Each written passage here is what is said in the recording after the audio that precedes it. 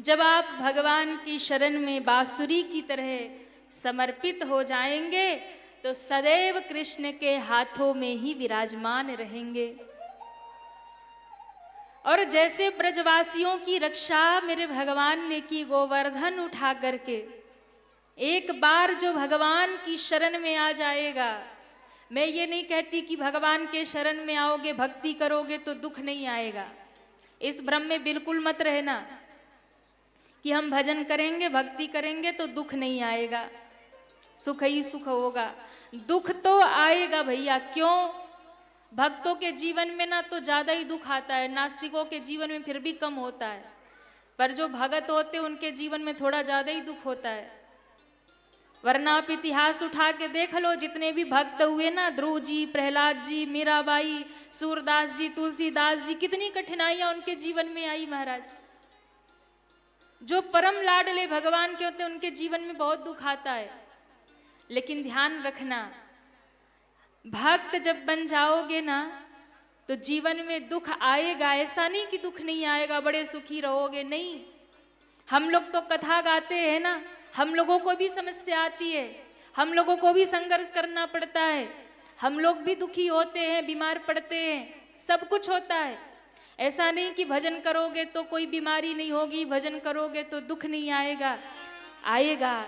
लेकिन अगर भगवान से जुड़े रहोगे तो उस दुख की घड़ी में ठाकुर जी आपके साथ रहेंगे, दुख आएगा और चला जाएगा, भगवान आपको टूटने नहीं देंगे। दुख आएगा और जाएगा, यूं आया और यूं गया, सबके जीवन में दुख आएगा। लेकिन अगर भगवान से जुड़े नहीं होगे तो आप टूट जाओगे, उस दुख में बिखर जाओगे। लेकिन यदि भगवान से जुड़े रहोगे तो ध्यान रखिएगा, भगवान आपको गिरने नहीं देंगे, संभाल लेंगे। बड़े से बड़ा कष्ट आए, बड़े से बड़ा दुख आए, बड़े से बड़ा जीवन में संघर्ष आ जाए, पर यदि उनको जीवन में लेकर के चलेंगे तो आपका बड़े से बड़ा दुख कष्ट भी भगवान यूं ही हर लेंगे, आपको पार कर देंगे। और हर क्षण प्रभु आपके साथ रहेंगे। दुख आएगा पर उसे सहने की शक्ति प्रदान कर देंगे प्रभु। क्योंकि देखिए, कर्म का फल सबको मिलता है। हमने मान लो इस जीवन में हम धर्म कर रहे हैं, भजन कर रहे हैं, पर पिछले जन्म में तो कुछ किए होंगे कि नहीं, वो तो हमें याद नहीं है। उसके पिछले जन्म, उसके पिछले जन्म, न जाने कितने जन्म हो गए। हर जन्म में कौन से पाप हमने किए होंगे पता नहीं।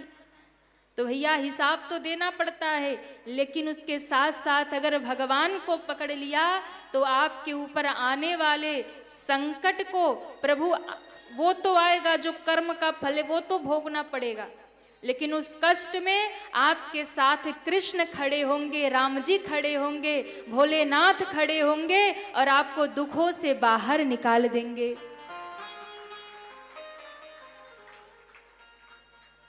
कृष्ण को मानो या राम को मानो, महादेव को मानो, जिसकी भी शरण में आप रहोगे वही आपको कष्टों से बाहर निकालेंगे।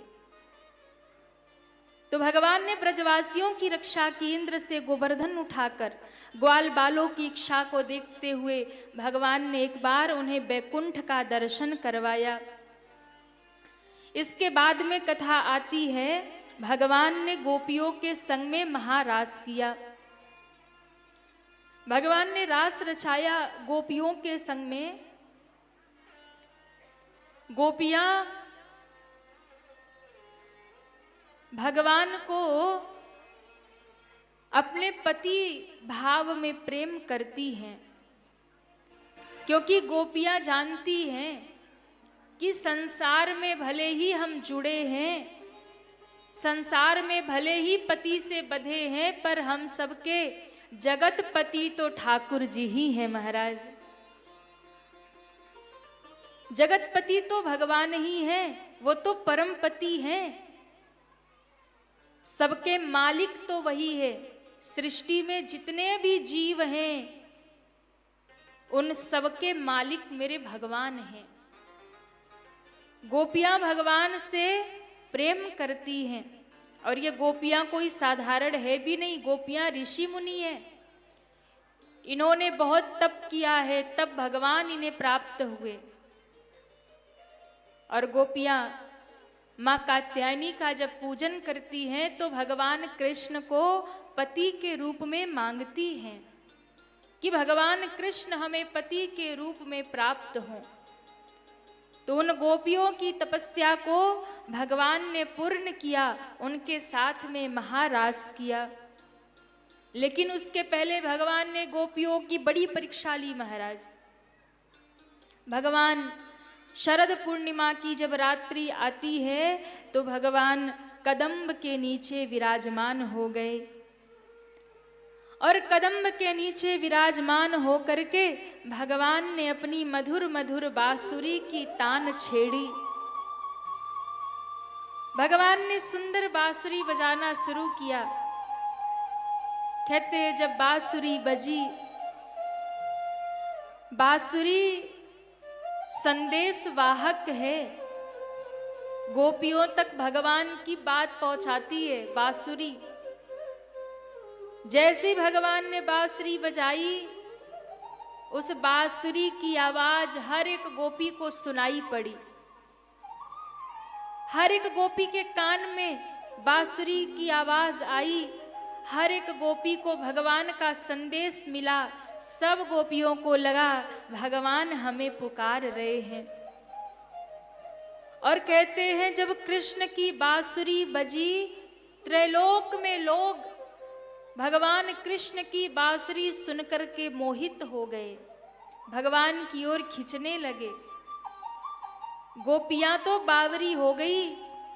जो गोपी जहां थी, जैसी थी, जो कर रही थी, सब अपना काम धंधा छोड़ के भागी महाराज। एक गोपी स्नान कर रही थी, इतने में बांसुरी सुनाई पड़ गई। और ज्यों बांसुरी सुनाई पड़ी, सो महाराज गीले वस्त्रों में ही भागी, वस्त्र बदलना ही भूल गई। नहाते नहाते गीले वस्त्रों में भागी कृष्ण से मिलने।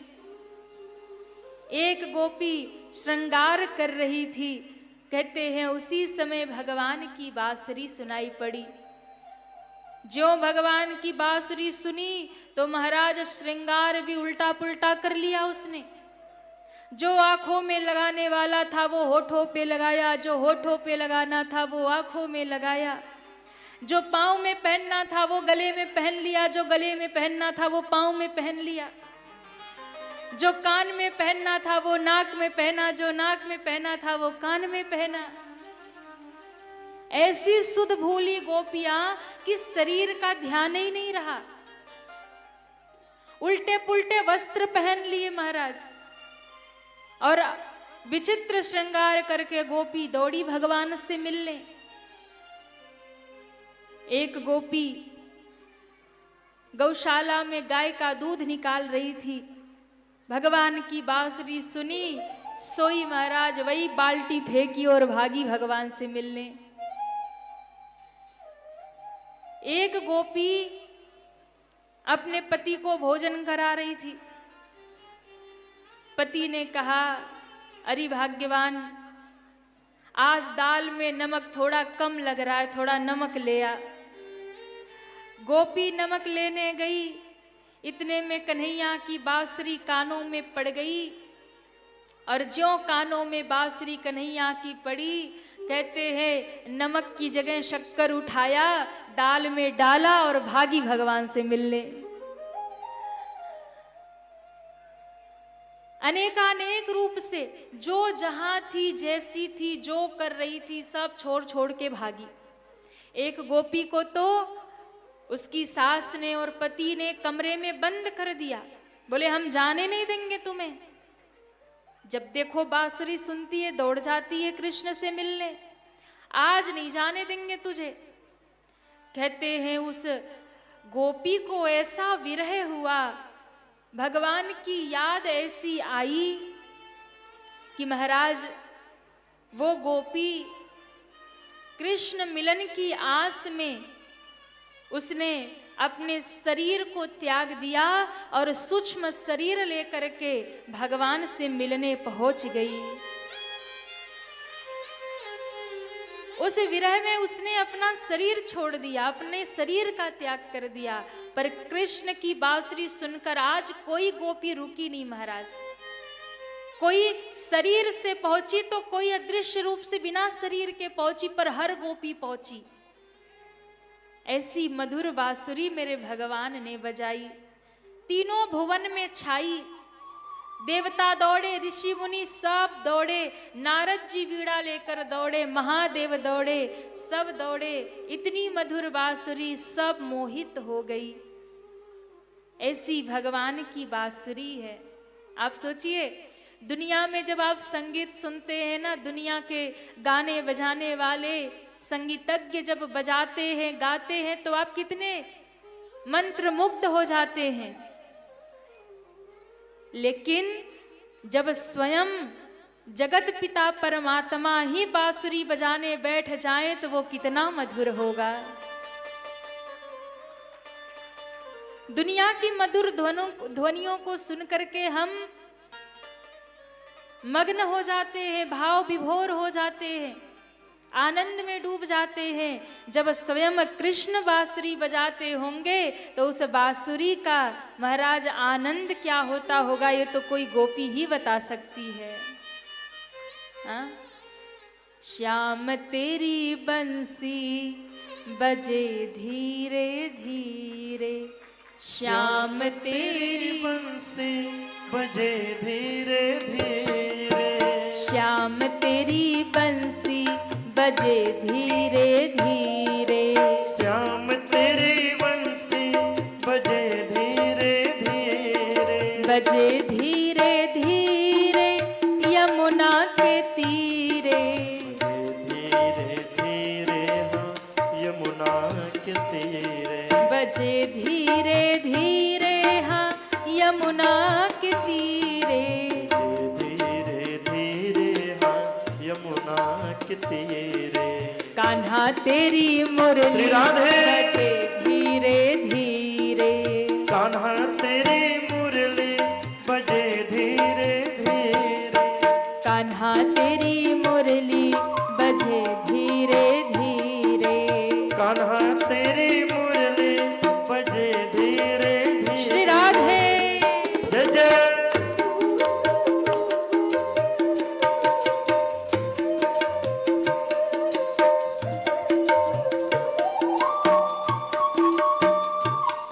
सभी प्रेम से तालियां बजाते हुए श्री राधे।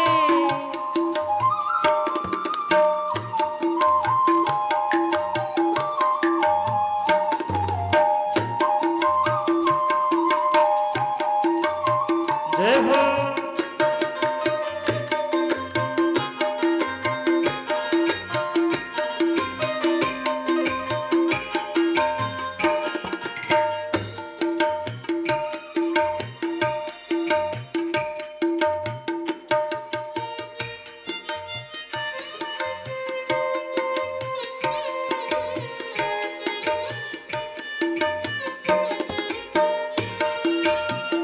एक मथुरा एक गोकुल नगरी, एक मथुरा एक गोकुल नगरी, एक मथुरा एक गोकुल नगरी, एक मथुरा एक गोकुल नगरी, बीच में यमुना बहे धीरे धीरे, बीच में यमुना बहे धीरे धीरे, बीच में यमुना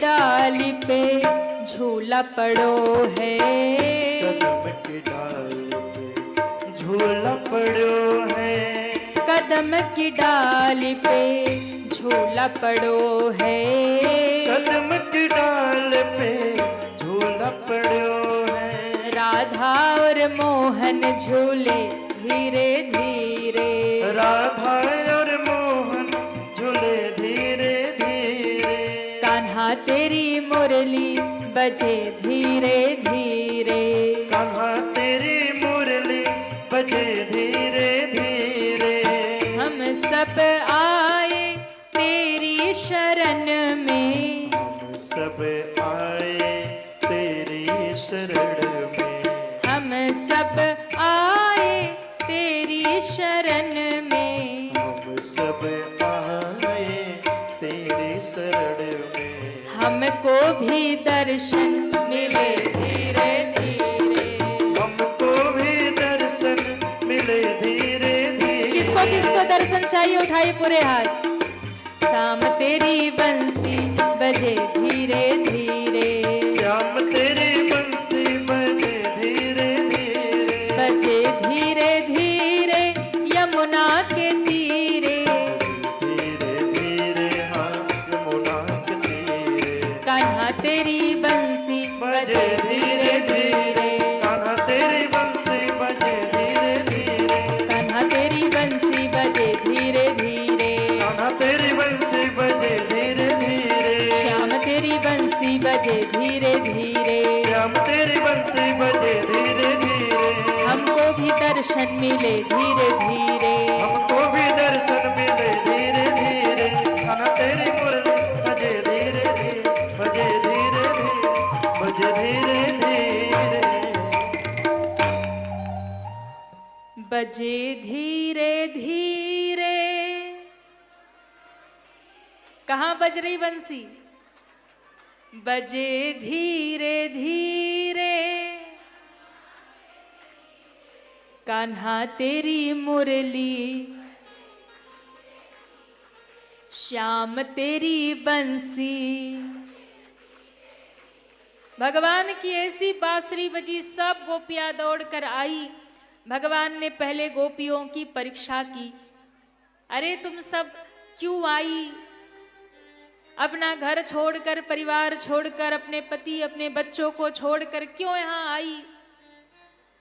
गोपियों ने कहा कि तुझसे बड़ा तो निर्दयी दुनिया में कोई और नहीं, तुझसे बड़ा बदलने वाला, दुनिया में रंग बदलने वाला कोई और नहीं। क्यों? एक बार बांसुरी बजा के बुलाया, जब हम आ गई तो कहता क्यों आई है? तुम्हारी बांसुरी में हमारा नाम बोला तब हम आई हैं। भगवान ने कहा कि ये तो अच्छी बात नहीं है कि अपना घर परिवार छोड़ के तुम आधी रात को हमसे मिलने यहाँ पे आ गई।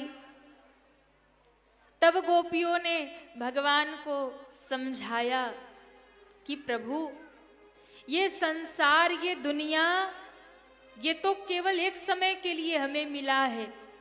ये दुनिया का पति, दुनिया का पुत्र, परिवार, रिश्तेदार, ये तो हर एक जन्म में मिलते हैं।